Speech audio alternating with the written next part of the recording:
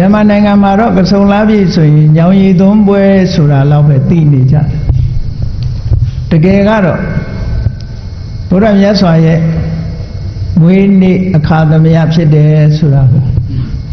မှတ်သားဖို့ကောင်းတယ်ပေါ့မြတ်စွာဘုရားဟာဒီကနေ့မှာကဆုံလားပြည့်နေ့မှာမွေးဖွားခဲ့တာဖြစ်လို့ကဆုံလားပြည့်နေ့တိုင်းအမှတ်တရမြတ်ဗုဒ္ဓရဲ့မွေးနေ့အဖြစ်ဘုရားဘာသာဝင်သူတော်စင်တွေအနေနဲ့7 ပါးသီလကိုခံယူစောင့်တည်ခြင်းမြတ်စွာဘုရားဟောကြားတဲ့တရားဓမ္မတွေကိုလိုက်နာကျင့်သုံးခြင်းဖြင့်ဘုရားမြတ်စွာကိုပူဇော်တာဟာပန်းရည်ချမ်းဆင်မီးပန်းတို့တဲ့ပူဇော်တာတဲ့ပန်းရည်ချမ်းဆင်မီးပန်းတို့နဲ့ပူဇော်တာတဲ့သမ္မာပฏิပတ်တိအနုတ္တရာပူဇာလို့ဆိုတဲ့အတိုင်းလက်တွေ့ကျင့်သုံးပြီးတော့ပူဇော်ခြင်းဟာပို့ပြီးတော့မြတ်မြတ်တယ်လို့မြတ်စွာဘုရားကိုယ်တိုင်ကလည်းအင်မတန်မှချီးမွမ်းတယ်ဒါကြောင့်မို့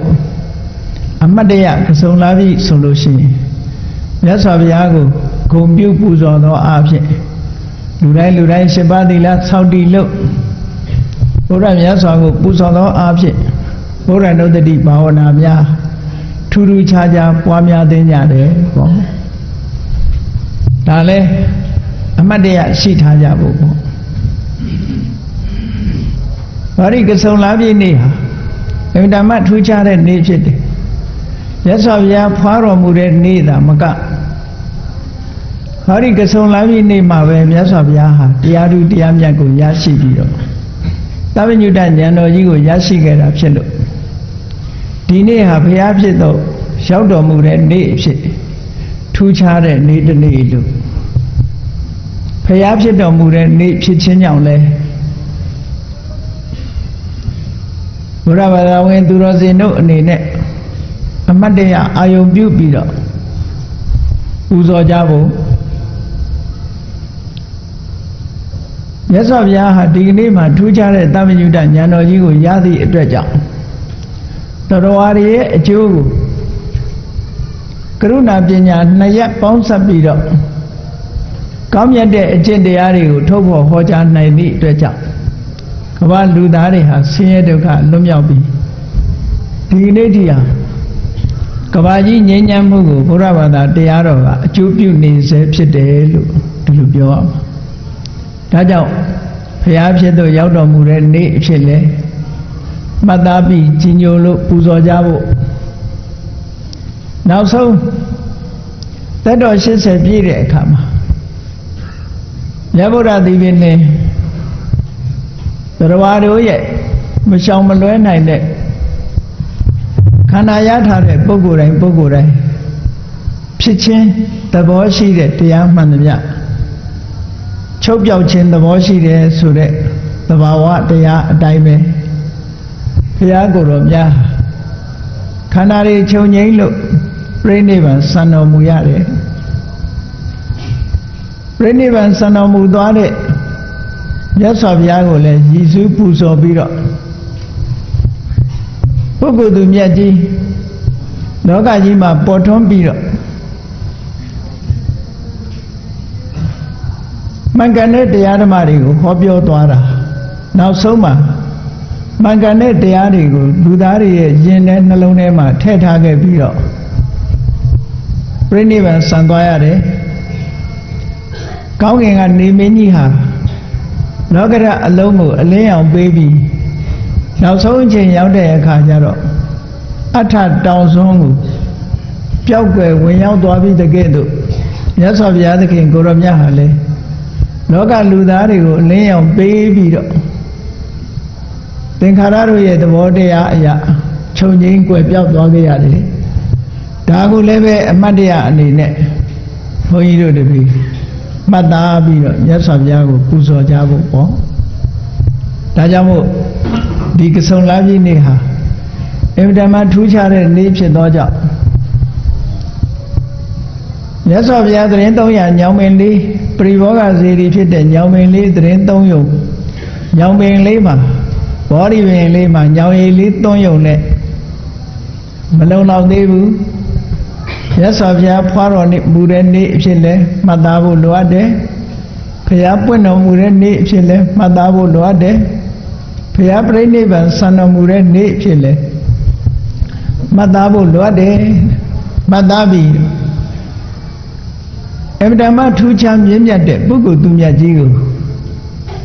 မြင့်မြတ်သောအကျင့်တွေကိုကျင့်ကြံကြိုးကုအားထုတ်ခြင်းဖြင့်ပူဇော်ကြရမှာဒါကြောင့်မို့ဒီကနေ့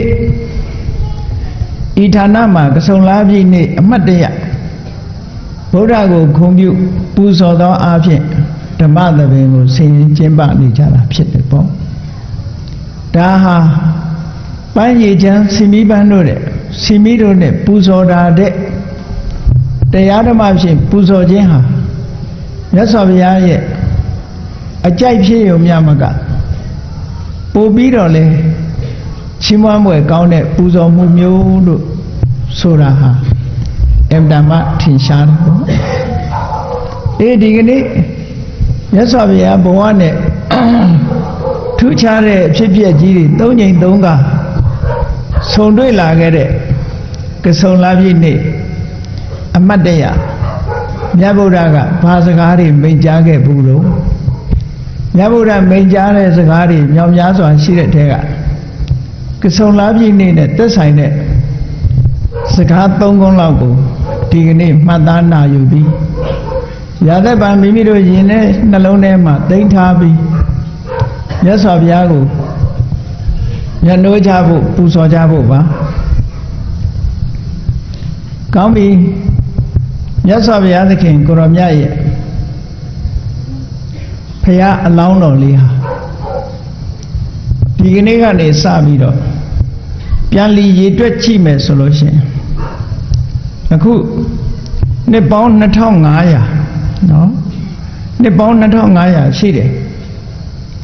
အဲ့ဒီနှစ်ပေါင်း2500အခုနှစ်ပေါင်းသာသနာတော်နှစ်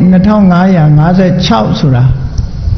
မြတ်စွာဘုရားပြိဋိဘံဆံတဲ့နှစ်ကိုမှတ်တမ်းတင်ထားတာဘုရားပြိဋိဘံဆံသွားတဲ့နှစ်ဟာနှစ်ပေါင်း2556နှစ်ဒီကနေ့56နှစ်ကုန်ဆုံးလို့လက်ဖြင့်ငါကြလို့ရှိရင်နှစ်ပေါင်း2559ကိုရောက်မယ်ကဆုံလာပြီကျော်တရက်နေ့ဆိုရင်သာသနာတော်နှစ်ဆိုတာပြောင်းလဲသွားမယ်ဆိုတာသတိထားဖို့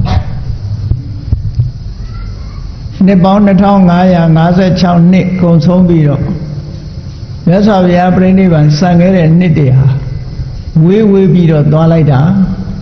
လက်ဖြင့်ငါဆိုလို့ရှိရင်နှစ်ပေါင်း2559ဖြစ်ပြီလို့ဒီလိုပြောရမှာပေါ့အဲ့တော့အဲ့ဒီထက်မဲ့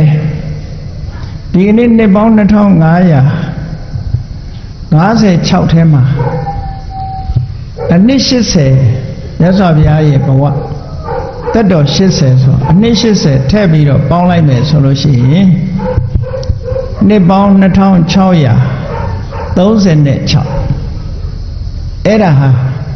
ဘုရားမြတ်စွာမွေးနေ့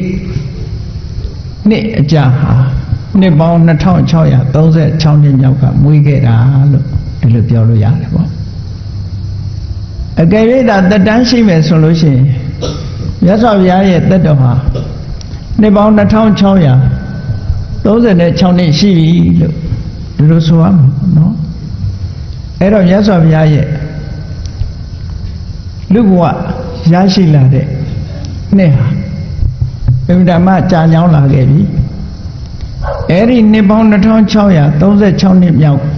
ပြန်ပြီးတော့ရေတွက်လိုက်တဲ့အခါဒီနေ့ခေတ်နီပေါနိုင်ငံရှေးတော့ကတော့နီပေါနိုင်ငံဆိုတာမရှိသေးဘူးတက္ကတိုင်းကပိလဝမြို့တော်မှာသောတရဏမင်းကြီးနဲ့မာယာဒေဝီဆိုတဲ့မိဖုရားကြီးတို့ကနေပြီးတော့သားတော်လေးတစ်ပါးဖွာတန်းဆင်ခဲ့တယ်ဖွာတဲ့အခါမှာနန်းတော်ပေါ်မှာမွေးဖွာတာမဟုတ်ဘူးအမြဲတမ်းထူးခြားတဲ့အတိတ်နိမိတ်နဲ့မွေးဖွားကန်ဒီမှာမေတော်မိဖုရားကြီးရဲ့စိတ်ဟာနန်းတော်ပေါ်မှာမနေတော့ပဲနဲ့ မိဘရဲ့တိုင်းပြည်ဖြစ်တဲ့မြို့တော်ဖြစ်တဲ့ဒေဝတဟကိုအသွားအဗဒံတာယာလှပတဲ့လုံမိနီဥယျာဉ်ကြီးထဲမှာခိတ္တခဏဝင်ရောက်နားနေတဲ့အချိန်လုံမဏီအင်းကြီးမန်းတွေကထူးထူးဆန်းဆန်းနဲ့ကစုံလာပြည်နေ့မှာပွင့်နေကြတယ်အဲ့ဒါလို့ပွင့်နေတဲ့အချိန်လုံမဏီအင်းကြီးမန်းတပွင့်ကိုလှမ်းကင်တဲ့ခုစွတ်မလို့လှမ်းကင်လိုက်တဲ့အချိန်လေးမှာပဲဘုရားအလောင်းတော်လေးဖွားမြင်လာခဲ့တာတဲ့တစ်ပင်အောက်မှာဘုရားအလောင်းတော်လေးဟာဖွားမြင်လာခဲ့တာအဲ့တော့ဖွားမြင်လာတဲ့အခါတာမန်သူ့လိုကိုလိုမွေးဖွားတာလားလို့ဆိုတော့မဟုတ်ဘူးလောကမှာဒီကနေ့ခေတ်မိခင်တွေကသာသမီမွေးဖွားတဲ့အခါမှာအိပ်ရဖြစ်စေထိုင်ရဖြစ်စေမွေးဖွားကြတယ်ဘုရားလောင်းရဲ့မေတော်ကြီးကတော့မတ္တရရဲ့သားလေးကိုဖွားသန်းစင်တယ်ပေါ့အဲ့ဒီလိုမွေးဖွားတဲ့အခါမှာလည်းပဲဘုရားလောင်းတော်လေးရဲ့မွေးဖွားမှုဟာအလွန်ပဲလွယ်လွယ်ကူကူမွေးဖွားခြင်းဖြစ်တယ်ဥပမာပေးထားတဲ့စကားလေးဟာဓမ္မဂတိကပုဂ္ဂိုလ်တရားဟောပြီးလို့ပလင်ပေါ်ကဆင်းတယ်လို့ပဲတဲ့မိခင်ဝမ်းရဲ့အပြင်ဘက်ကိုဆင်းသက်လာခဲ့တယ်လို့ဒီလိုပြောတာပေါ့နော်အဲ့တော့ဒီလိုပြောတဲ့အခါမှာမြန်မာတွေပြောလို့ရှိတယ်ညာတော့အဖြစ်သာသမီတွေမွေးဖွားတဲ့အခါမှာခေါင်းကနေစပြီးတော့ဖွားတာများတယ်ခြေကဖွားတဲ့ပုဂ္ဂိုလ်ကြတော့အနှိတ်ကောင်းတယ်လို့ဆိုပဲနော်သူကနှိတ်ပေးလို့ရှိရင်ယောဂဝေဒနာတွေပျောက်တယ်ခြေကစဖွားအဲ့တော့ဘုရားလောင်းလေးဟာပလင်မော်ကဆင်းကြွတယ်လို့ဖွားတာဖြစ်သောကြောင့်ခြေကနေစဖွားတယ်လို့ဒီလိုပြောရမှာပေါ့ခြေတောက်ကနေမိခင်ဝမ်းကအရင်ကျွတ်ပြီးတော့မတ်တက်ကလေးမွေးဖွားလာတယ်အဲ့ဒီလိုမွေးဖွားလာတဲ့အခါမှာအောက်ကိုမကြရလေအောင်နတ်တွေကအလောင်းတော်လေးကိုလှမ်းပြီးတော့မချီကြတယ်ပြီးတော့မှလူတွေကမချီကြတယ်နတ်တွေမချီတာတော့ဘယ်သူမှမြင်ရတာမဟုတ်ဘူးလူတွေမချီတဲ့အခါကျမှသာမြင်ကြရတယ်ပေါ့အဲ့ဒါလို့ဘုရားအလောင်းလေးဟာမိခင်ဝမ်းကခုလိုကစုံလာပြီးနေကြီးမှာမွေးဖွားလာပြီးတဲ့အချိန်ညောင်ရက်ကိုမျက်နှာမူးပြီးတော့ခုနှစ်ဘွားလှမ်းကြွတယ်ခုနှစ်ဘွားလှမ်းလိုက်တယ်ကိုလလည်း10လဘွားဆိုတော့သူများတဲ့ပို့ပြီးတော့မိခင်ဝမ်းထဲမှာ10လတိတိနေတာဖြစ်သောကြောင့်ခန္ဓာကိုယ်ရဲ့ကြမ်းမှန်ကြမ်းခိုင်မှုဆိုတာလဲရရှိတာအခုခေတ်ကလေးတွေကတော့မကြမ်းခိုင်တာဘာလို့တော့ဆို9လတို့10လတို့ဖွားကြတာဟုတ်အဲ့တော့ဘုရားလောင်းကြတော့10လတိတိမှာဖွားတာဖြစ်သောကြောင့်ခန္ဓာကိုယ်ရဲ့ကြမ်းခိုင်မှုကရှိလို့မွေးဖွားပြီးလင်ပြီးခြင်းလမ်းလျှောက်နိုင်တယ်ဆိုတာထူးခြားချက်တစ်ခုပဲပေါ့အဲ့ဒါလို့လမ်းလျှောက်ပြီးတဲ့အခါမှာလောကကြီးကိုရှုစားတယ်လူလောကကြီးရဲ့ရှေးဥစွာရောက်လာတဲ့အခါမှာအယမျက်နှာတွေကိုကြည့်လိုက်စัจ java လာတစ်ခုလုံးကိုကြည့်လိုက်တဲ့အခါမှာအလောင်းတော်ရဲ့မျက်လုံးထဲမှာနတ်တွေပြမာတွေအပါအဝင်သရဝါတွေဟာသူ့ကိုလက်အုပ်ချပြီးတော့ဥညွတ်လေးစားနေကြတာကိုမြင်ရတယ်အဲ့ဒါလို့မြင်လိုက်ရတဲ့အခါမှာနှုတ်တော်ကထွက်ပြီးတော့စကားကိုပြောကြားခဲ့တယ်မွေးဖွားတဲ့နေ့ကဆုံလာပြီအမှတ်တရပထမဆုံးစကားဘာလဲလို့ဆိုရင်အားလုံးကသူ့တကိုးကြီးတဲ့မြမာကြီးတွေကအစလက်အုပ်ချီးနေကြတာမြင်ရတော့အဂောဟမတမိလောကတာသူဟာတတ္တလောကကြီးထဲမှာသူဟာအမြင့်မြတ်ဆုံးပုဂ္ဂိုလ်ဖြစ်နေပြီလို့ဆိုတာသူကသူနှုတ်ကနေထုတ်ဖော်ပြီးတော့ဝန်ခံပြောကြားလိုက်တယ်စစ်ထောဟမတမိလောကတာအားလုံးကသူ့ကို အလေးပြုနေတာဖြစ်သောကြောင့်လောကထဲမှာသူဟာအကြီးမြတ်ဆုံးပုဂ္ဂိုလ်ဖြစ်တယ်ဆိုတာကိုလည်းနှုတ်ကနေမြုပ်ပြီးတော့ပြောလိုက်တယ်တိထောဟမတမိလောကတာလောကကြီးမှာချီးမွမ်းစရာဂုဏ်တွေနဲ့အပြည့်စုံဆုံးဆိုတာသူကိုယ်တိုင်ပဲဖြစ်တယ်ဆိုတာကိုလည်းနှုတ်ကနေမြွက်ပြီးတော့ပြောကြားလိုက်တယ်ထူးခြားတဲ့စကားသုံးခုကိုဘုရားလောင်းတော်လေးဟာစတင်ပြီးတော့လူဘာသာစကားနဲ့ပြောကြားခဲ့တယ်လို့ဒီလိုဆိုတာပေါ့နော်ဒီလိုပြောကြားခဲ့တာဟာကဆုံလပြည့်နေ့မှာပဲပြောကြားခဲ့တာမဟုတ်ဒီလပြည့်နေ့ရဲ့အမတ်တရရဗုဒ္ဓရဲ့စကားပဲအကောဟမတမိလောကတအဟံငါသည်လောကတတတ္တလောကကြီးတဲ့အကောအတ္တမိအမြတ်ဆုံးပုဂ္ဂိုလ်ဖြစ်ပါလားအဟံငါသည်စစ်ထောဟမတမိလောကတအဟံငါသည်လောကတတတ္တလောကကြီးတဲ့စစ်ထောအတ္တမိအကြီးဆုံးပုဂ္ဂိုလ်ဖြစ်နေပါပေါ့လားစစ်ထောဟမတမိလောကတအဟံငါသည်လောကတတတ္တလောကကြီးတဲ့တစ်ထောအတ္တမိချီးမွမ်းတိုက်ဆုံးသောပုဂ္ဂိုလ်ဖြစ်နေပါလားလို့သူကိုယ်သူပြောကြားနိုင်လောက်အောင်ပတ်ဝန်းကျင်ကအလုံးလေးမြတ်ပြုနေတာကိုတွေ့ရတယ်ပေါ့ဒီစကားသုံးခုကိုပြောပြီးတဲ့နောက်မှာဆက်ပြောတဲ့စကားလေးကအမှန်တမ်းထူးခြားတယ်ဘုရားလောင်းတော်ရဲ့ဉာဏ်ထဲမှာအရွယ်ဟာနုနယ်ပြီးတော့ငယ်ရွယ်နေပြီမဲ့လို့အသိဉာဏ်ကြီးကအမှန်တမ်းကြီးမားနေပြီစိတ်ဓာတ်ကလည်းအမှန်တမ်းမြင့်မြတ်နေပြီဘာဖြစ်လို့လဲလေးသင်္ချေနဲ့ကဘာတသိန်းကာလပတ်လုံးလေ့ကျင့်ခဲ့တဲ့လေ့ကျင့်မှုတွေဟာဒီကနေ့အထွတ်ထိပ်ရောက်သွားတာဖြစ်သောကြောင့်ရုပ်ခန္ဓာအနေနဲ့ဝေကင်းစပုဂ္ဂိုလ်လေးပဲဖြစ်စေကမူအသိစိတ်ဓာတ်အနေနဲ့အသိဉာဏ်အနေနဲ့ရင့်ကျက်ပြီးသားပုဂ္ဂိုလ်ဖြစ်နေပြီလို့ဒီလိုသိအောင်အမှန်တမ်းရင့်ကျက်နေပြီအဲ့ဒါလို့ရင့်ကျက်နေသည့်အတွက်ကြောင့်သူ့ဘဝအခြေအနေကိုသူသိလို့ကြော်ညာတဲ့အနေနဲ့ပြောလိုက်တယ်အယမန္တိမာသာတိအယံဇာတိယခုမွေးဖွားလာမှုဟာအန္တိမာဇာတိနောက်ဆုံးမွေးဖွားခြင်းပဲဒီနောက်ငါမမွေးတော့ဘူးလို့လောကကြီးကိုကြေညာခဲ့တဲ့စကားတစ်ခုပဲဘုန်းကြီးတို့တွေဘယ်သူမှမကြေညာရဲဘူးအယံဇာတိ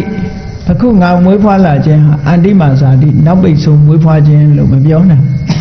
နောက်ထပ်မွေးဦးမှာမွေးတာမှလူအဖြစ်လဲမွေးခြင်းမွေးမယ်တိရစ္ဆာန်တွေအဖြစ်ခြင်းမွေးမယ်အမျိုးစုံပဲကိုဘယ်လို့မှမကြေညာရဲဘူးအသိဉာဏ်ရင့်ကျက်နေတဲ့ဘုရားအလောင်းသူ့ကိုယ်သူကြေညာလိုက်တယ်အယံဇာတိယခုမွေးဖွားလာမှုဟာအန္တိမာဇာတိနောက်ပိတ်ဆုံးမွေးဖွားလာမှုပဲဖြစ်တယ်နောက်ထပ်သူမမွေးတော့ဘူးဆိုတာကိုရှင်းရှင်းလင်းလင်းထပ်ပြီးတော့ပြောလိုက်တယ်နတ္ထိဓာနိပုဏ္ဏဘောယခုအခါမှာဆိုရင်ငါမှာပုဏ္ဏဘဝဆိုတဲ့နောက်ထပ်ဘဝတစ်ခုဘယ်တော့မှမရှိတော့ဘူးလို့ဒီလိုကြေညာပြီးတော့ကလေးအရွယ်နဲ့မလိုက်အောင်ပြောကြားလိုက်တဲ့စကားတွေကအင်မတန်မှထက်မြက်ပြီးတော့အင်မတန်မှအဆင့်တန်းမြင့်ခဲ့တဲ့စကားတွေကိုဘုရားလောင်းတော်လေးဟာပြောကြားရတာဖြစ်တယ်ကြိုတင်ပြီးတော့ဘာကြောင့်သိနေတော့ဆိုလို့ရှိရင်အသိဉာဏ်ကရင့်ကျက်နေလို့သိတာဒါမျိုးကဖြစ်နိုင်လားလို့ဆိုဖြစ်နိုင်တာပေါ့ခဏခေတ်မှာတောင်တခါတရံကြားကြတယ်မဟုတ်လားစနစ်သားအရွယ်လေးကတက္ကသိုလ်ကသင်္ချာတပုတ်ကိုတွက်ပြနိုင်တယ်ဆိုတာမျိုးလို့ပေါ့ပညာဉာဏ်ရင့်ကျက်နေပြီဆိုလို့ရှိရင်တော့ဒါတွေဟာသိစွမ်းနိုင်တယ်ပေါ့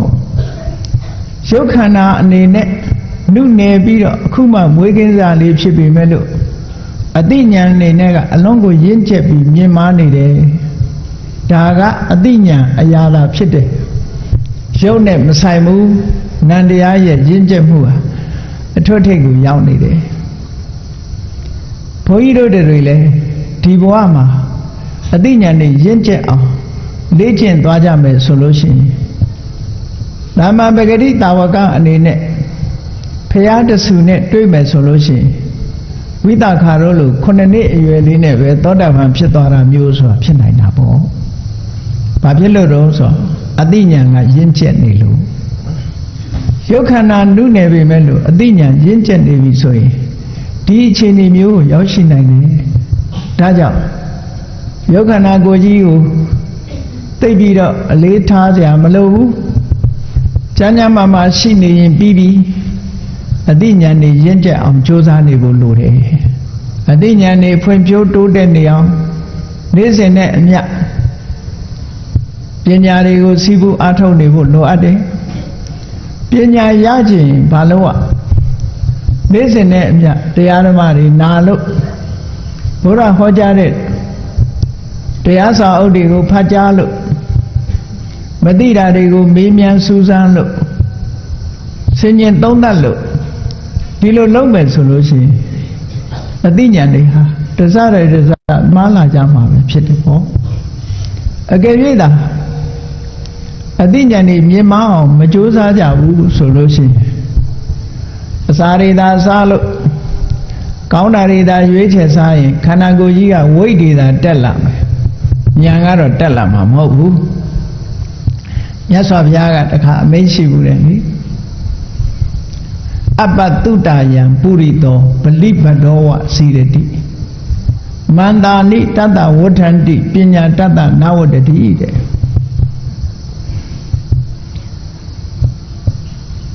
အသက်ရည်ကြီးလို့မခိုင်းတော့တဲ့နွားကြီးတကောင်တောထဲမှာလွတ်ထားလို့ရှိရင်အဲ့ဒီနွားကြီးဟာရက်တွေခြုံနေစားရင်နဲ့ဝါဖြိုးနေတယ်အဲ့ဒါလိုပဲတဲ့တရားဓမ္မလည်းမနာဘူးစာပေတွေလည်းဖတ်ရှုခြင်းမရှိဘူးမေးမြန်းလေ့လာခြင်းလည်းမရှိပဲနဲ့အပြင်းထူပြီးတော့နေတဲ့ပုဂ္ဂိုလ်တယောက်ရဲ့နေတဲ့ပုဂ္ဂိုလ်တယောက်ဟာအစာစားပြီးအေးအေးဆေးဆေးနေတဲ့နွားတစ်ကောင်ရဲ့ကြီးပွားမှုမျိုးပဲကြီးပွားနေမှာပဲတဲ့မန္တာနိတတ္တဝဋ္ဌန္တိသူ့မှာအသားတွေသာတိုးပြီးတော့ပညာတတ္တနဝတ္တိအသိပညာကတိုးလာမှာမဟုတ်ဘူးဒီဆုံးမစကားလေးကိုတတိထားဖို့လိုတယ်ပေါ့ဘုန်းကြီးတို့တွေပညာတိုးအောင်နေ့စဉ်နဲ့အမျှကြိုးစားအားထုတ်နေကြရအောင်မသိသေးတာတွေသိဖို့မကြားဘူးသေးတာတွေကြားဘူးဖို့စူးစမ်းပြီးတော့လေ့လာနေရအထူးသဖြင့်လေ့လာတဲ့ပညာရပ်တွေကတော့ဖျားပွင့်တဲ့အခါမှသိရှိခွင့်ရတဲ့တရားနဲ့ပတ်သက်တဲ့ပညာတွေကိုသိရှိနားလည်နေအောင်လေ့လာစီးပူးအားထုတ်နေရမယ်ဒီလိုဆိုလိုတာပေါ့တခြားပညာရပ်တွေကတော့ဘယ်အချိန်မဆိုအလွယ်တကူဘယ်ခေတ်ဘယ်ဘဝမှာမဆိုအလွယ်တကူရနိုင်ကြတယ်ဓမ္မနဲ့ပတ်သက်တဲ့ပညာမျိုးဆိုတာရဖို့အမှန်တမ်းခင်းနေအဲ့ဒါလို့ပညာမတိုးရင်အသားတွေသာတိုးပြီးဝါဖြိုးနေတဲ့ပုဂ္ဂိုလ်တွေဟာဝိချဖို့တောင်ကြိုးစားနေကြရလေဦးမယ်နော်ပညာတိုးလို့ကတော့ဝိမတက်ပါဘူးပညာတိုးသည့်အတွက်ကြောင့်ဝိတက်လာတာမရှိဘူးပညာတိုးလေအသိဉာဏ်တွေတိုးလာလေဆင်ញင်တုံတရားတွေပိုများလာလေနေတတ်ထိုင်တတ်ပိုရှိလာလေလေတန်ဖိုးကပိုမြင့်လာလေလေဒီလိုပဲဖြစ်မှာပါဒီဒါကြောင့်မို့ဘုရားအလောင်းတော်လေးဟာကဆုံလာပြီနေ့မှာအမတ်တရားစကားမြတ်ကြားပြောဆိုခဲ့တာဒီကနေ့အဖြစ်ဘုန်းကြီးတို့တွေအမတ်တရားမှတ်သားထားကြဖို့တို့တွေဟာအသိဉာဏ်ရင့်လာတဲ့တနေ့မှာအယမန္တိမှာဇာတိနတ္ထိဓာနိပုဏ္ဏဘောဒါငါအတွက်နောက်ဆုံးမွေးဖွားခြင်းပဲနောက်ထပ်ဘဝသစ်ဆိုတာငါမှမရှိတော့ဘူးလို့ကိုယ်ဆုံးဖြတ်နိုင်တဲ့ပညာမျိုးရအောင်ကြိုးစားအားထုတ်ကြရမှာဖြစ်တယ်လို့ဟောတာကဆုံလာပြည့်နေ့ရဲ့အမှတ်တရစကားတစ်ခုပဲပေါ့ဘ ရားလောင်းတော်လေးမွေးဖွားလာပြီးတဲ့နောက်မှာသက်တော်29နှစ်မှာတောထွက်လို့6နှစ်ပတ်လုံးတရားဓမ္မကိုစူးစမ်းရှာဖွေကျင့်ကြံကြိုးကုပ်အားထုတ်တာအတော်နဲ့လမ်းမှန်ကိုမတွေ့ဘူးနောက်ဆုံးလမ်းမှန်တွေ့လာပြီးတော့အာနာပါနသတိကျင့်စဉ်နဲ့သမထကိုကျင့်ကြံကြိုးကုပ်အားထုတ်လို့ပေါက်ရောက်အောင်မြင်ပြီး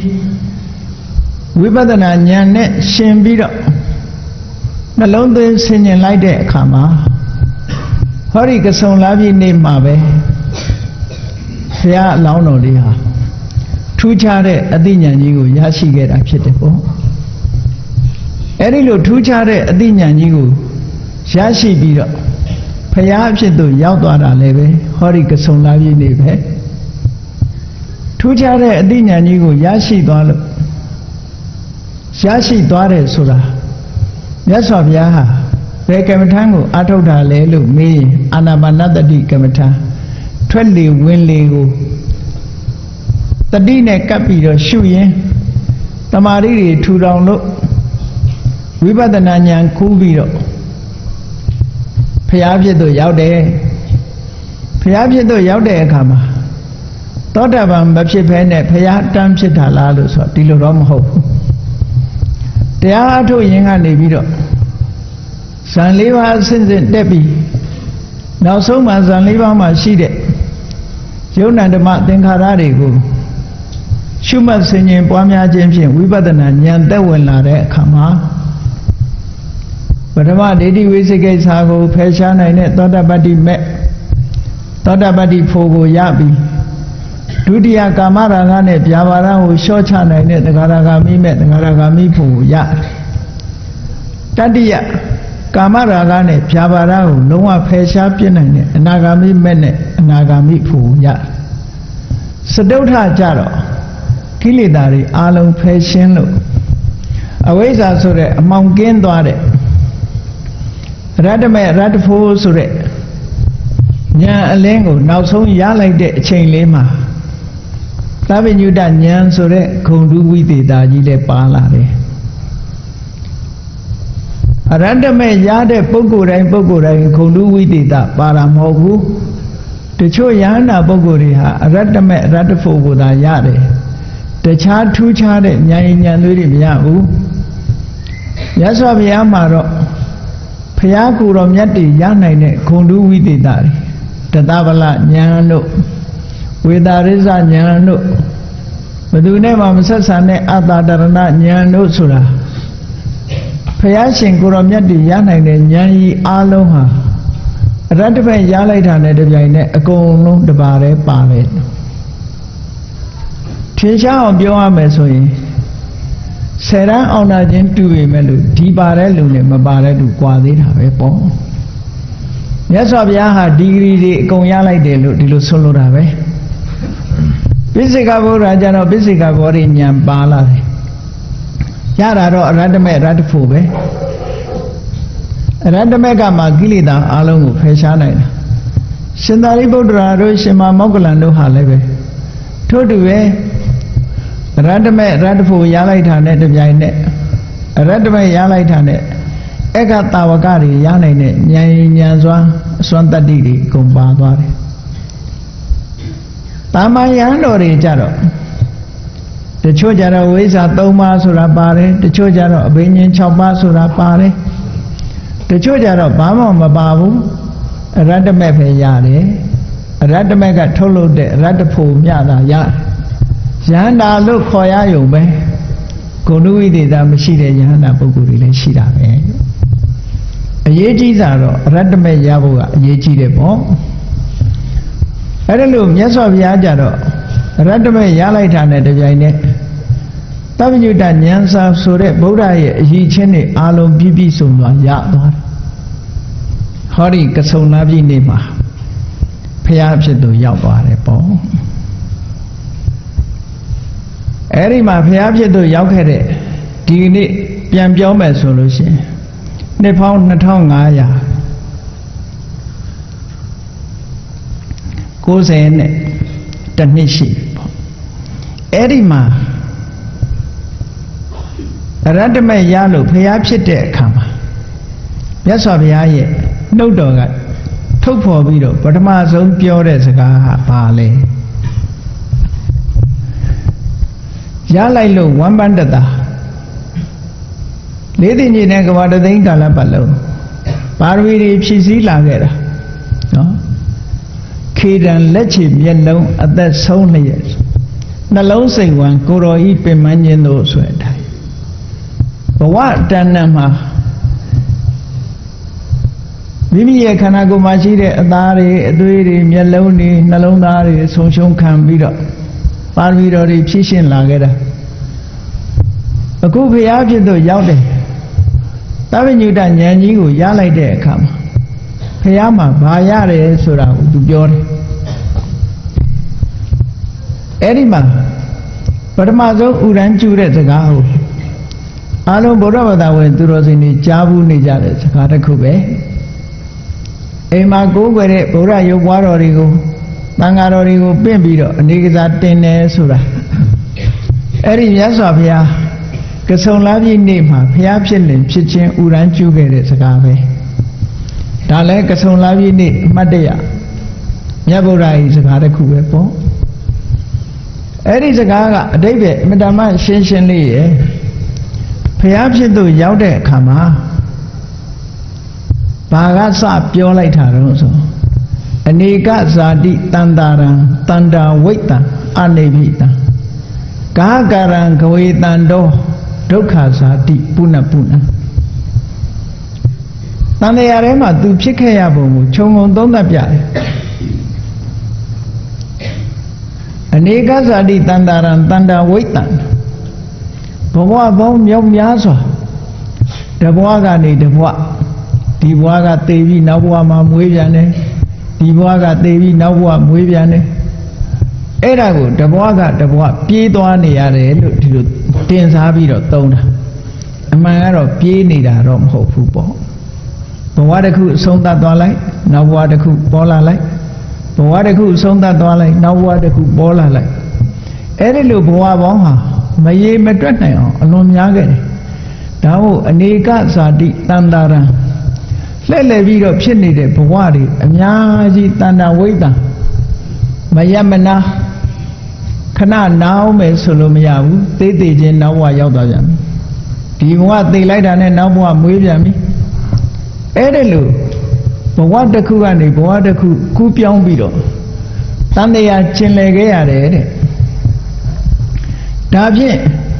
တန်တရားကြီးထဲမှာဘာဖြစ်လို့အခုလိုတန်တရားဘဝမြောင်များစွာကျင်လည်ပြေးသွားနေရတယ်လေလို့မေးစရာရှိတော့ကာဟကာရံခဝေတံတော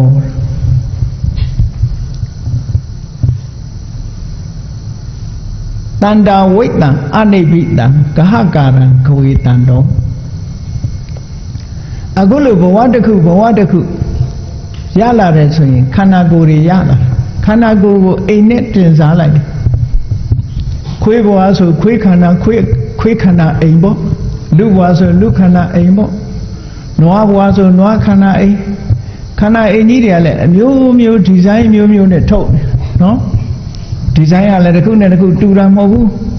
ဂျိုပါတဲ့အခါပါလိုက်မပါတဲ့အခါမပါလိုက်ဂျိုတောင်မှအရှိတူပါသေးတယ်နော်နှစ်ဖူးပေါ်ဂျိုပေါက်တာရှိသေးတယ်ဘယ်အခါနှစ်ဖူးပေါ်ဂျိုပေါက်ကြက်ဖြစ်တဲ့အခါကျနှစ်ဖူးပေါ်ဂျိုပေါက်နော်နှာခေါင်းပေါ်ဂျိုပေါက်တာဆင်ကြီးဖြစ်တဲ့အခါကျလည်းနှာခေါင်းကြီးကအရှိကြီးဖြစ်လာပြန်ရောအဲ့ဒါလို့ဘဝမှာဒီဇိုင်းအမျိုးမျိုးနဲ့ဒီဇိုင်းအမျိုးမျိုးနဲ့ဒီလိုဖြစ်နေတာဟာဘာကြောင့်ဖြစ်တာလဲလို့ဆိုဒီခန္ဓာအိမ်ကြီးကိုဘယ်သူကဒီဇိုင်းထုတ်ပြီးတော့ဆောက်နေတာတော့လို့စဉ်းစားတော့လည်းပဲအဖြေမထုတ်နိုင်ခဲ့ဘူးတဲ့အသိဉာဏ်မရခဲ့ဘူးဟုတ်တယ်အဖြေမထုတ်နိုင်လို့ဘုန်းကြီးတို့တွေဟာဒီဘဝကတည်းကနောက်ဘဝမှာဒီဇိုင်းတစ်မျိုးနဲ့ပေါ်လာအောင်မှာပဲမပေါ်ဘူးလို့မဆိုနိုင်ဘူးကံဆိုတဲ့ဒီဇိုင်နာကဆွဲပေးထားတဲ့အတိုင်းနောက်ထပ်ပုံတစ်ခုတော့ပေါ်လာအောင်ပါပဲလူဘဝရောက်တဲ့အခါလဲအသားမဲမဲနဲ့ပေါ်ခြင်းပေါ်လာတယ်အသားဖြူဖြူနဲ့ပေါ်ခြင်းပေါ်အယုတ်ဆိုးကြီးတန်တဲ့ပုံနဲ့လည်းပေါ်ခြင်းပေါ်လာတာ ရုပ်ချောတဲ့ပုံနဲ့လည်းပေါ်ခြင်းပေါ်လာအမျိုးကိုစုံတာရလာတဲ့ဘဝလေးကိုတခါဒီဇိုင်းမျိုးမျိုးထပ်ပညာသေးတာနော်သဘင်အနက်ကလေးပေးလိုက်ရင်မကျေနပ်နိုင်တော့အဖြူရောင်လေးဆိုငွေရောင်လေးဆိုကြပြန်တာပဲအဲ့တော့ကိုကထပ်ဆင့်ပြီးတော့ဒီဇိုင်းတွေထွင်းနေကြတာပေါ့အဲ့ဒါလို့ဘဝဟာဘယ်သူကဒီဒီဇိုင်းတွေထုတ်နေတာတော့လို့စဉ်းစားကြည့်လိုက်လို့ရှိရင်တဏှာကထုတ်နေတာပဲအခုကလည်းပဲဒီဇိုင်းမျိုးမျိုးပြင်းနေကြတာဘယ်သူကထုတ်တာတော့ဆိုလှခြင်းပခြင်းတဲ့စိတ်ကထုတ်နေတာပဲလေလှခြင်းပခြင်းတဲ့ဆိုတာတဏှာပဲလေအမျိုးမျိုးပြင်းနေကြတာတန်တရားမှာလည်းအဲ့ဒီတိုင်းပဲဂဟကာရံဂဝေတံတော့ဒီဇိုင်းထုတ်ပြီးတော့ခန္ဓာကိုယ်တွေအမျိုးမျိုးဖန်တီးနေတာဘယ်သူတုံးလို့ရှာတဲ့အခါမှာအနိဗ္ဗိတံသူ့ကိုရှာလို့မတွေ့ဘူးတဲ့ဘယ်သူလုံနေမှမသိဘူးတဲ့ဘယ်သူလုံနေမှမသိလို့တန်တရားထဲမှာဒီတိုင်းပဲငုံခံခဲ့ရတာနှစ်ပေါင်းများစွာဘဝပေါင်းများစွာတဲ့ဒါဖေကအမှတ်တရပြောတဲ့စကားတစ်ခုဘုန်းကြီးတို့တွေလည်းဆင်ញင်ကြည့်ငါဒီဇိုင်းဘယ်သူထုတ်နေတာတော့ဒီလိုဒီဇိုင်းနဲ့ဘယ်နှဘဝသွားရပြီတော့ရသော်ဗျာနာမတဲကတုတ်မှာဟောထားသလိုကိုမျက်စိအောင်တိရစ္ဆာန်နေမြင်ငါလည်းဒီဒီဇိုင်းမျိုးတွေရခဲ့ဘူးတာပဲလို့အောင်းမိပြီတော့နော်ဝယ်မြင်စားဖို့ရမအောင်မိလေနဲ့ငါလည်းဒီဒီဇိုင်းမျိုးရခဲ့တာပဲလို့ပြောကြက်မြင်နဲ့ဒီဒီဇိုင်းမျိုးတွေငါဖြစ်ခဲ့တာပဲလို့ဒီလိုနှလုံးသွင်းအဲ့ဒီမှာဒီဒီဇိုင်းတွေဘယ်သူထုတ်နေတာတော့အိမ်ဘယ်သူဆောက်တာတော့လို့ရှာဝေလိုက်တဲ့အခါရှာလို့မတွေ့ဘူးတဲ့ဒါဖြင့်ဘာလို့ဒုက္ခခံရှားနေတာတော့လို့မေးလို့ရှိရင်ဒုက္ခဇာတိပုဏ္ဏပုဏ္ဏအကြောင်းများစကားလေးอ่ะဇာတိပုဏ္ဏပုဏ္ဏထပ်တလဲလဲဘဝမှာပြန်မွေးခြင်းဟာဒုက္ခပြီးတော့ဒုက္ခရောက်တယ်မသက်တာဘူးပေါ့ဟုတ်တာပဲမွေးရတယ်ဆိုဘယ်သက်တာမလဲနော်လူဘဝမွေးတဲ့အခါမှာမိခင်ရဲ့ဝမ်းထဲမှာကိုလာလွယ်လို့ဒီလိုနေရလောက်ဆင်းရဲမယ်ဆိုတော့စဉ်းစားကြည့်ပေါ့ကြက်တို့ဘာတို့ကြတော့ဥထဲမှာတစ်ခါနေရတယ်ဗိုက်ထဲကဥလေးဥချလိုက်တဲ့အခါအပြင်မဲ့ရောက်တော့တစ်ခါနေရပြန်တယ်နှစ်ထပ်ကွမ်းထောင်ချခံရတယ်ပေါ့ဒီလိုဆိုတာပါအဲ့ဒီကမှယုံကန်ထွက်လာမှအကောင်ဖြစ်တာအကောင်ဖြစ်ပြန်တော့လူပါဇတ်ထဲပြန်ရောက်တော့ပြန်ဒီလိုတွေအဲ့တော့ဒုက္ခဇာတိပုဏ္ဏပုဏ္ဏမွေးလာပြီဆိုရင်ဒုက္ခဖြစ်တာသိကြတယ်လေဘုန်းကြီးတို့တွေခေါင်းကိုက်ရတာနဲ့သွားကိုက်ရတာနဲ့နားကိုက်ရတာနဲ့ဖြားရတာနဲ့နားရတာနဲ့ဆေးရုံဆေးကန်းသွားတာဘာဖြစ်လို့မွေးလာလို့ဖြစ်တာလေအဲ့ဒါတွေဒုက္ခတွေအမြဲတမ်းများတယ်လို့ဘုရားဒီလိုသုံးသပ်ပြတာနော်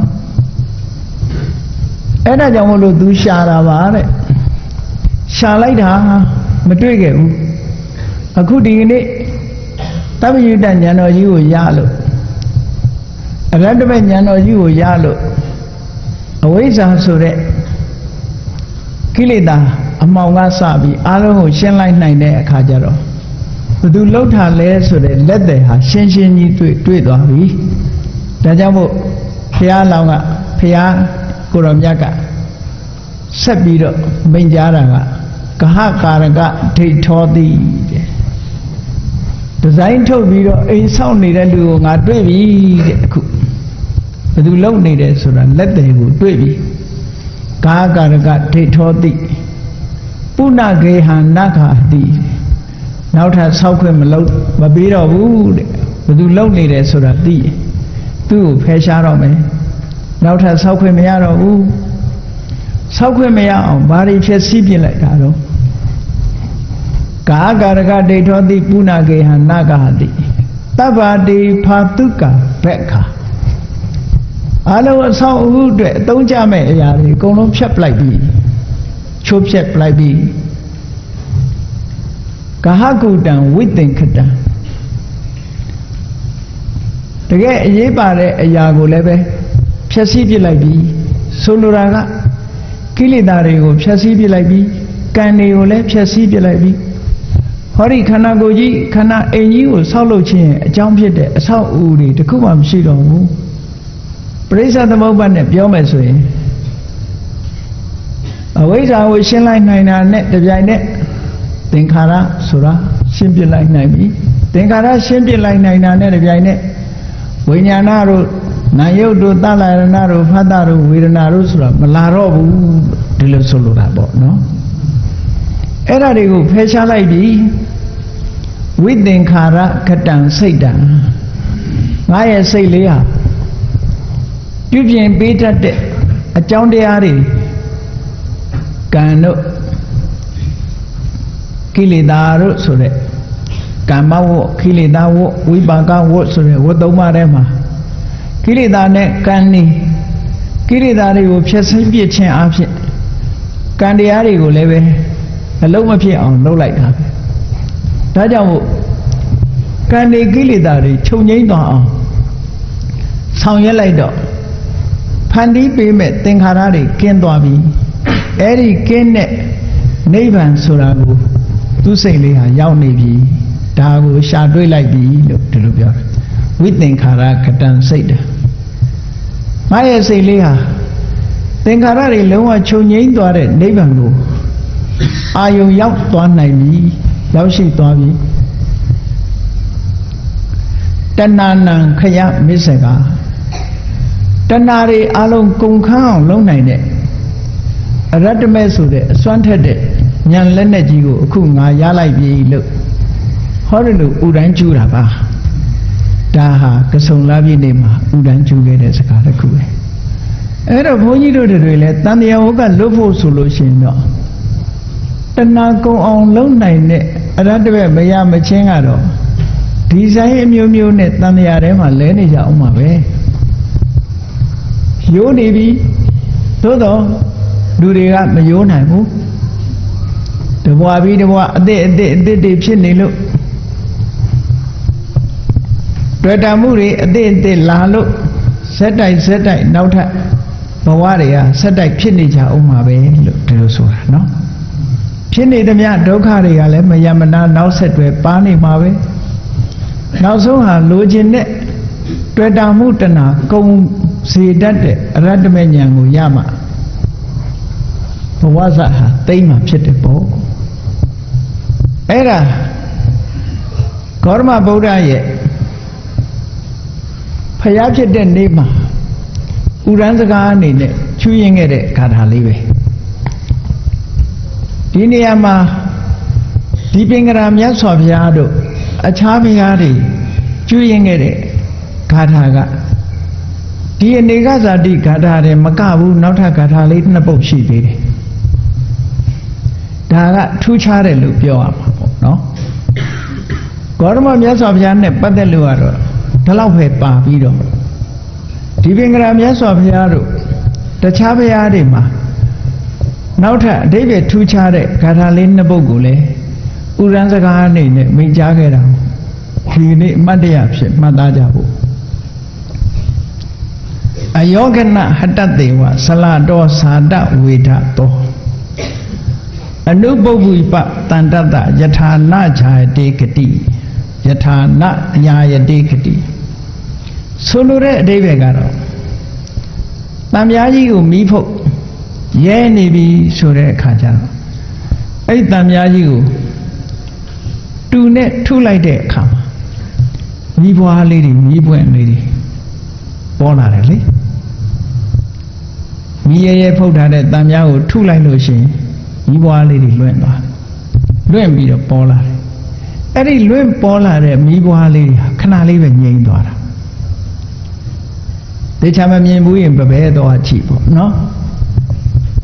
တန်မြားထုလိုက်တဲ့အခါမီးပွားလေးတွေဘွားကနေပေါ်လာပြီးတော့လွင့်ပြီးငြိမ်သွားအဲ့ဒီငြိမ်သွားတဲ့မီးပွားလေးတွေဟာဘယ်ရောက်သွားတာတုံးလို့လိုက်ရှာမယ်ဆိုရင်တွေ့နိုင်ပါမလားမတွေ့နိုင်ဘူးတဲ့အဲ့ဒါလိုပဲတဲ့ဧဝံတမ္မာဝိမု tta နာကာမဗန္ဒောဘခါရိနာတဏှာဆက်အနှောင်ဖွဲ့ကိုဖြတ်ကျော်ပြီးတဲ့ပုဂ္ဂိုလ်တွေစိတ်ဓာတ်ရဲ့လွတ်မြောက်မှုကိုရရှိပြီးတဲ့ပုဂ္ဂိုလ်တွေမှာ ပညာပေတုံဂတိနတ္ထိပြိဋိဘံစံသွားတယ်ဆိုတာဘယ်ရောက်သွားတော့လို့လိုက်ရှာလို့မရဘူးတဲ့ခုနကတူနဲ့ထုလိုက်လို့မိဘွားလေးတွေပေါ်တက်လာပြီးတော့ငြိမ့်သွားတဲ့မိဘွားလေးဟာဘယ်ရောက်သွားတယ်လို့လိုက်ရှာစရာမရှိတယ်လို့ပဲကိလေသာတွေကလွတ်မြောက်သွားတဲ့စိတ်ဓာတ်ရှိတဲ့ယဟန္တာပုဂ္ဂိုလ်ရဲ့ဘဝဘယ်ရောက်သွားတယ်ဆိုတာရှာလို့မတွေ့ပါဘူးတဲ့ပညာပေတုံဂတိနတ္ထိပတ္တနာအစလံဒုက္ခဘယ်တော့မှရဲရိုင်လှုပ်ရှားပြောင်းလဲခြင်းမရှိတဲ့ချမ်းသာဒုက္ခကိုနိဗ္ဗာန်ချမ်းသာကိုရရှိပြီးတဲ့ပုဂ္ဂိုလ်ဟာဘယ်ကိုရောက်သွားတယ်ဆိုတာသူ့ဘဝလိုက်ရှာလို့မရဘူးတဲ့နော်အများကတော့နိဗ္ဗာန်ကိုမျက်မှောက်ပြုသွားတယ်ဆိုတော့နိဗ္ဗာန်ဟာဘုံကြီးလို့အောက်မေ့တခြားဘာသာတွေမှာလည်းဘုံကြီးတွေပဲလေဘုရားသခင်နေတဲ့မဟုတ်မနာမတရားကောင်းရင်ဘုံကြီးကိုလက်ညှိုးထိုးပြီးတော့ပြောနေကြတာအဲ့ဒီကောင်းကင်ဘုံကြီးအခုအိုဆုံးလွှာတွေပေါက်နေတော့ပိုးတောင်ပူလိုက်ဦးမယ်နော်အောက်မြေပြင်ကလူတွေတောင်တော်ပူနေတာအဲ့ဒီမှာယန္တာပုဂ္ဂိုလ်တွေကိလေသာအလုံးကလွတ်မြောက်သွားတဲ့ပုဂ္ဂိုလ်ရဲ့လာယာဂတိဆိုတာမသိနိုင်တော့ပါဘူးလို့ဒီအိဗယ်ရှိတဲ့ခါရနှစ်ပုဂ္ဂိုလ်ပါရှေးဖျားတွေကြထည့်သွင်းပြီးတော့ပြောကြလို့ဖြည့်ဆွက်ပြီးတော့မှတ်သားလို့ရတာပေါ့နော်အဲ့ဒါဟာကဆုံလားပြည့်ရဲ့အမတ်တရားစကားတစ်ခုပဲနောက်တစ်ခါမြတ်စွာဘုရားတရားဓမ္မလဲလဲဟောပြောလို့သက်တော်80အရွယ်ရောက်တဲ့အခါခန္ဓာကိုယ်ကြီးကမခံမြဲတော့ဘူးအင်အားတွေရောကြလာလို့နောက်ဆုံးမှာကုသိနာယုံအင်ကြီးပင်တို့ရဲ့အကြားမှာပြိဋိဘံစံတော်မူတော့မယ်ကဆုံလာပြီနေ့မှာမြတ်စွာဘုရားရဲ့အလောင်းတော်မြတ်စွာဘုရားကိုရောမြတ်ပါဝါမျိုးက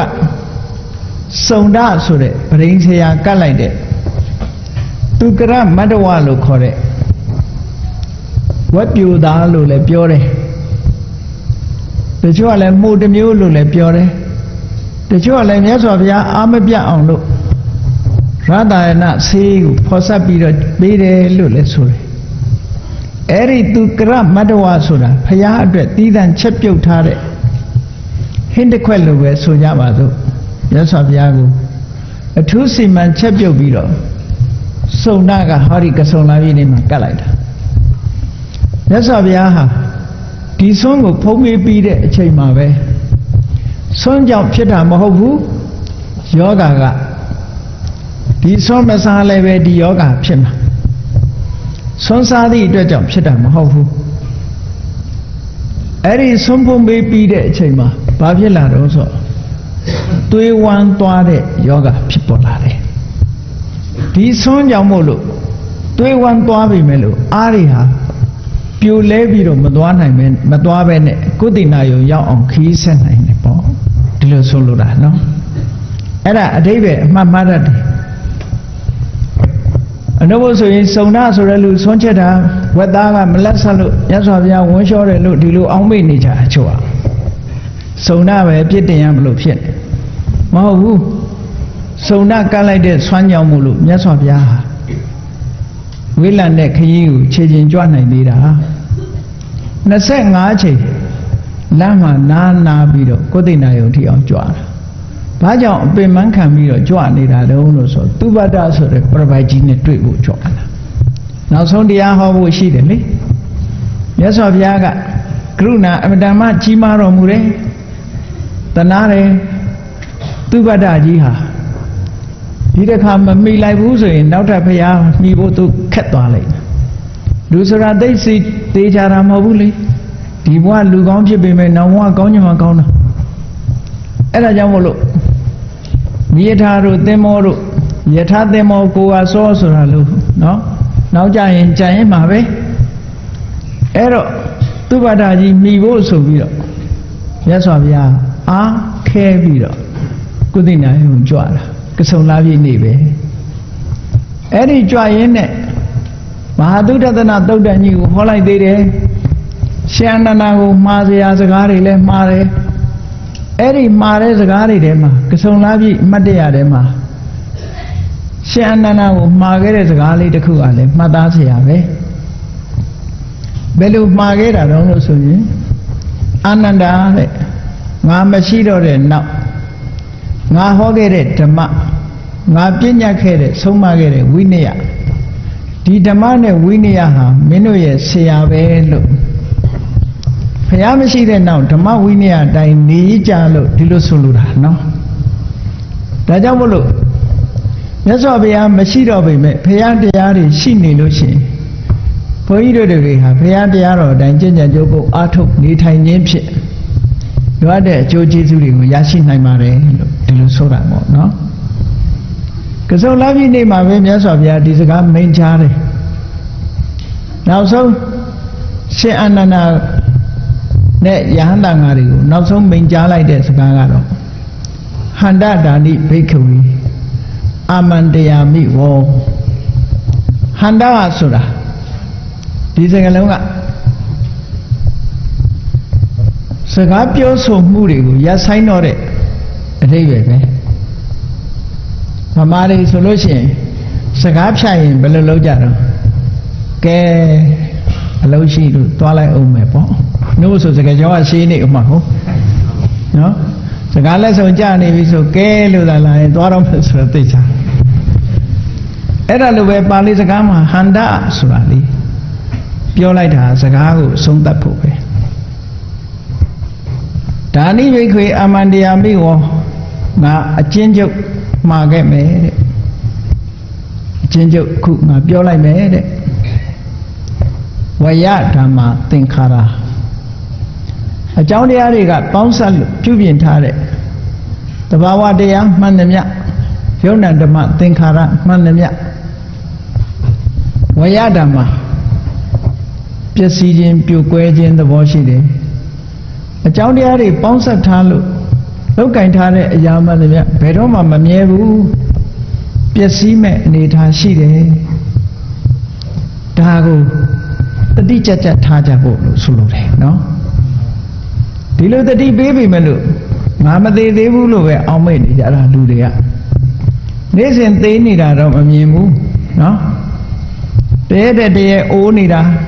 ဒါတွေမမြင်ဘူးပြောင်းလဲမှုကနေ့စဉ်ရှိတယ်ပေါ့ပြောင်းလဲမှုကနေ့စဉ်ပြောင်းနေတာအဲ့ဒါမြတ်စွာဘုရားကဝေယဓမ္မသင်္ခါရသင်္ခါရတရားမှန်သမျှဟာကုံဆုံးပျက်စီးခြင်းသဘောရှိတယ်ဘယ်တော့မှမြဲမှာမဟုတ်ဘူးဒါကြောင့်မလုပ်ရအပမဒေနတံပါဒိဋ္ဌအဲ့ဒီမမြဲတဲ့သဘောကိုမပြတ်စဉ်းစားဆင်ခြင်ပြီးတတိကြီးစွာထားကြတဲ့ကာမဂုဏ်အာယုန်နေနဲ့မိမိမောမောမနေကြနဲ့ဘာလို့ရှိလို့ညာလို့ရှိလို့မသေးသေးဘူးနောက်နှစ်မှဆိုတာဒီမလုပ်ကြနဲ့လို့ပြောတာနော်အဲ့ဒါလို့မြတ်စွာဘုရားရဲ့ဒီကဆုံလာပြည့်နေ့မိန့်ကြားခဲ့တဲ့အမှတ်တရစကားဟာဝေယဓမ္မသင်္ခါရသဘာဝတရားကြီးတစ်ခုလုံးကိုရှင်းပြီးတော့ပြောလိုက်တာသင်္ခါရတရားမှန်သမျှအမြဲတမ်းယူရင်းပျက်စီးတဲ့သဘောရှိတယ်ဒါကြောင့်အပမဒေနတမ္ပါဒိဋ္ဌာပြောစရာအာယုန်ထဲမှာစိတ်ကိုနှိမ့်မြုပ်ပြီးတော့မနေကြနဲ့တတိထားကြကိုလုံးเสียရာတွေအများကြီးရှိတယ်အပမာဒဆိုတဲ့တတိတရားနဲ့ကိုလုံးရမယ့်ဟာတွေမမေ့နဲ့ဘာတွေလုံးဝမှာပါလိမ့်လို့ဆိုရင်ဘုန်းကြီးတို့တွေတဏ္ဍမှာအကုသိုလ်တွေကတန်လန်းရှိတယ်ပေါ့နော်လူတိုင်းဟာတန်လန်းစနိုင်ခန္ဓာစတိုင်လိုပဲတန်လန်းဖြစ်နေတဲ့အကုန်လုံးဒိဋ္ဌိကလည်းတန်လန်းနော်ဝိသိကိစ္စကလည်းတန်လန်းအဲ့ဒီတန်လန်းနဲ့နေတာတွေကိုတတိထားကြဒါတွေလောက်အောင်မှဆိုတာရှိရမယ်နော်ဒါတော့တတိမရဘူးဒီပြင်လှုပ်လေးတွေလောက်အောင်မှတော့တတိရတယ်ပေါ့အဲ့တော့ဒီတန်တရားတွေရှိနေသေးတယ်မှားရွေးတဲ့အမြင်တွေရှိနေသေးတယ်ဒါတွေကိုရှင်းဖို့လိုအပ်တယ်ကာမဂုဏ်အာယုံပေါ်မှာတွေ့တာတဲ့စိတ်တွေရှိနေသေးတယ်ကိုယ်လိုမကြရင်မုန်းတီးခြင်းဒေါသဖြစ်ခြင်းဆိုတာတွေမကင်းသေးဘူးဒါတွေတို့ရှင်းဖို့လိုနေသေးတယ် အဝိဇ္ဇာဆိုတဲ့အမှောင်တရားလဲဒုသဏ္ဍာန်မှာမကင်းနေဘူးဒါကြောင့်မို့လို့အသိဉာဏ်ဟာဝိုးဝါဝါဝိုးတော်ဖြစ်နေသေးတယ်အမှန်မသိနိုင်သေးဘူးအဝိဇ္ဇာအမှောင်ရှင်းဖို့လဲတို့လိုနေသေးတယ်ဆိုတာဒီနဲ့ပတ်သက်ပြီးတော့မမေ့ကြနဲ့တဲ့ဟောတာကစုံလာပြီနေ့အမှတ်တရားပဲဖြစ်ပါတယ်အေးဘုရားမြတ်စွာဝိဘာတော်မူခဲ့တဲ့ပြောခဲ့တဲ့အယမန္တိမာဇာတိနတ္ထိတာနိပုဏ္ဏဘောဆိုတဲ့အနေအထားတစ်ခုရောက်တရားဓမ္မကိုကျင့်ကြံကြိုးကုပ်အားထုတ်မှကိုယ်ဘဝကိုဒီဇိုင်းထုတ်ပြီးတော့ဆောက်နေတဲ့တဏှာဆိုတာကိုဖယ်ရှားနိုင်မှာဖြစ်တယ်အဲ့ဒီတဏှာကိုဖယ်ရှားနိုင်မှအပ္ပမရဖယ်ရှားနိုင်ဖို့အတွက်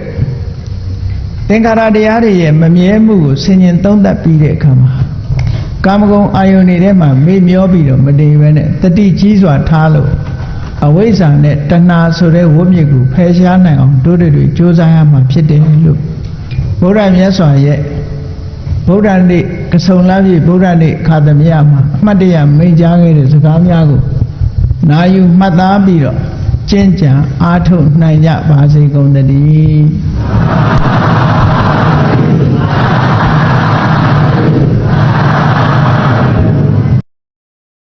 ကဲမေတ္တာပို့ရအောင်တတ္တဝါများစွာဘေးရန်ကွာချမ်းသာကြပါစေတတ္တဝါများစွာဘေးရန်ကွာချမ်းသာကြပါစေမေတ္တာရေချမ်းသုံးငါဖြံငြိမ်းချမ်းကြပါစေမေတ္တာရေချမ်းသုံးငါဖြံငြိမ်းချမ်းကြပါစေသက်ရှိချမ်းသာစိတ်ချမ်းသာတို့ရဆန္ဒပြေပါစေသက်ရှိချမ်းသာစိတ်ချမ်းသာတို့ရဆန္ဒပြေပါစေဓမ္မောတရံပိဝိတဝါနဝိသာတဗ္ဗေတမုဟတံအာစရမရာတိတိဘာဝနိဗ္ဗာနံယန္တုတာရောဓမ္မောတရံလောဘဒေါသမောဟစိတ်တောကင်းပြောက်ကြည်တရားစေကိုပိဝိတဝဝန္တာရှင်ပြတောက်ကြရအနာကြရကုန်သောကြောင့်ဝိသတဝေပူဇာညစ်နောင်ကိလေသာစိတ်တောက်ဟုသမျှတို့သည်သမုဝတ္တပိဉ္ကြဘက်တွင်ရေမတင်တဲ့ကဲ့သို့ကင်းစင်လွင်ပြောင်းပေမရအောင်ပဲဖြောက်အပ်ကုန်သည်ဟောန္တုစင်စစ်မသွေဖြစ်ကြပါစေကုန်သတည်းအာစရမရံအိုခြင်းလဲကွာနာခြင်းလဲကင်းသေးခြင်းလဲရှင်းထသောတိတိဘဝကိလေသာဟုပုခသိင်ကင်းငြိမ်းရာအစစ်ဖြစ်ပေထသောနိဗ္ဗာန်နိဗ္ဗာန်ဟုခေါ်အေးမြူတော်သို့သာရောတရားချစ်ခင်စိတ်ကောင်းဝိညာသူတော်စင်များတို့သည်ယန္တုပါရမီအစဉ်စဉ်မြင့်တယ်မြင်၍မလင့်ပုံသေးဆက်ရောက်တော်မူကြပါစေကုန်သတည်း